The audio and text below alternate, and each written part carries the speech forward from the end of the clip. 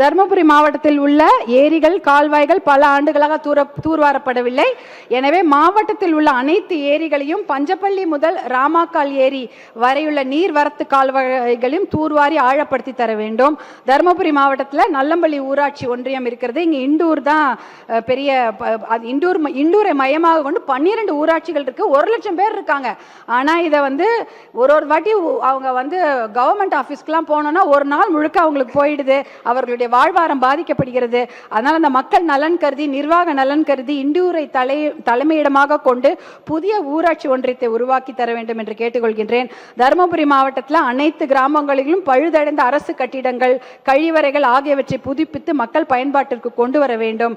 அதே போல தமிழ்நாடு முழுவதும் பயனற்ற நிலையில் உள்ள ஆழ்துளை கிணறு, திறந்தவெளி கிணறுகளை மழை நீர் சேகரிப்புக்கு பயன்படுத்தி கொள்ள வேண்டும். இது எல்லா வீடுகள்லையும் அதை கட்டாயமாக்கி சேமிப்பு கட்டமைப்புகளை உருவாக்கப்படுவதை ஊக்குவிக்க வேண்டும் என்று கேட்டுக்கொள்கின்றேன்.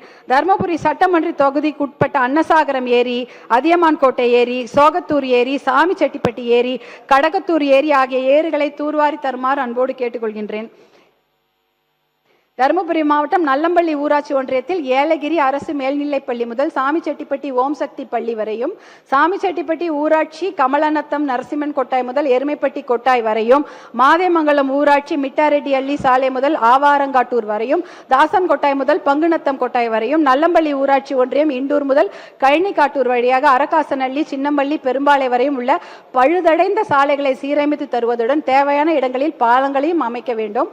தருமபுரி ஊராட்சி ஒன்றியம் சோகத்தூர் ஊராட்சி பூசாரிப்பட்டி சாலை முதல் ஜடையன்கொட்டாய் மாட்டுக்காரனூர் வரையுள்ள தார் சாலையும் சீரமைத்து தர வேண்டும். அதே போல தருமபுரி மாவட்டத்தை என் ஊர் என் கனவு திட்டத்தில் ஒரு சொட்டு மது சாராயம் போதை இல்லாத ஒரு மாவட்டமாக நீங்க அறிவிக்க வேண்டும். அப்புறம் தர்மசினர் கலைக்கல்லூரி வளாகத்தில் 2 நிமிஷம் கலைக்கல்லூரி வளாகத்தில் புதிதாக அரசினர் பெண்கள் கலை மற்றும் அறிவியல் கல்லூரி உருவாக்கி பெண்கள் இடைநிற்றலை கண்டிப்பாக குறைக்க வேண்டும் என்று அன்போடு கேட்டுக்கொள்கின்றேன். அதே போல இந்த சுற்றுச்சூழல் அமைச்சர் அவர்களுக்கு ஒரு கோரிக்கை. அது பார்த்தீங்கன்னா கங்கை கொண்ட சோழபுரம் இருக்கிறது, அது யுனெஸ்கோ ப்ரொடெக்டட் ஹெரிட்டேஜ் சைட்டு. அது பக்கத்திலேயே சோழகங்கம் ஏரி, பொன்னேரி இருக்கிறது, அதையும் சுற்றுலா தலமாக அறிவிக்க வேண்டும். அதே போல செஞ்சிக்கோட்டையும் யுனெஸ்கோ ஹெரிட்டேஜ் சைட்டு.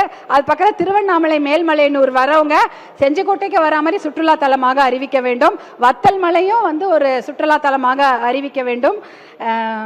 அப்புறம் மாண்புமிகு வருவாய்த்துறை அமைச்சர் அவர்களுக்கு என்னுடைய பணிவான வேண்டுகோள். தர்மபுரியில் குறும்பர் சமுதாயத்தை சேர்ந்த நிறைய பேர் இருக்காங்க. அவங்க எஸ்டி சர்டிஃபிகேட் கேட்டுக்கொண்டு இருக்கிறார்கள், ரொம்ப காலமாக கேட்டுக்கொண்டு இருக்கிறார்கள். அவங்களால பள்ளிக்கூடத்துக்கோ கல்லூரிக்கெல்லாம் போக முடியல. ஒரு முறையும் கோர்ட்டில் போய் கேஸ் ஆர்டர் வாங்கிட்டு தான் படிக்கிறாங்க. அதை நீங்கள் தாயுள்ளத்தோடு கருணை பரிசீலனை செய்து அதை வழங்க வேண்டும் என்று கேட்டுக்கொள்கின்றேன். இந்த நான் சொன்ன இத்தனை திட்டத்துக்கும் 1,00,000 கோடி ரூபாய் ஆகும் தான். எனக்கு நன்றாக தெரியும். நம்ம கடன்ல தான் தமிழ்நாடு அரசாங்கத்தில் நம்ம ஓடிட்டு இருக்கோம். கடன் வாங்கி தான் சம்பளம் கொடுக்குறீங்க, கடன் வாங்கித்தான் ஓய்வூதியம் அரசு ஊழியர்களுக்கு தரப்படுகிறது, கடன் வாங்கி தான் கடனையே அடைக்கிறோம். அதானே, கடன் வாங்கி தான் ஹாஸ்பிட்டலு, ரோடு, மேம்பாலம் எல்லாம் கடன். அப்படி இருக்கும்போது 1,00,000 ரூபாய் கடன் வாங்கி இந்த ஏரி திட்டங்களை நீங்கள் கண்டிப்பாக செய்ய வேண்டும். நான் கான்பிடென்ட்டோட சொல்றேன் அமைச்சர் அவர்களே, மாண்புமிகு பேரவைத் தலைவர் அவர்களே, கண்டிப்பாக இந்த கடன்களை 10 வருஷத்துல அடைச்சிடலாம்.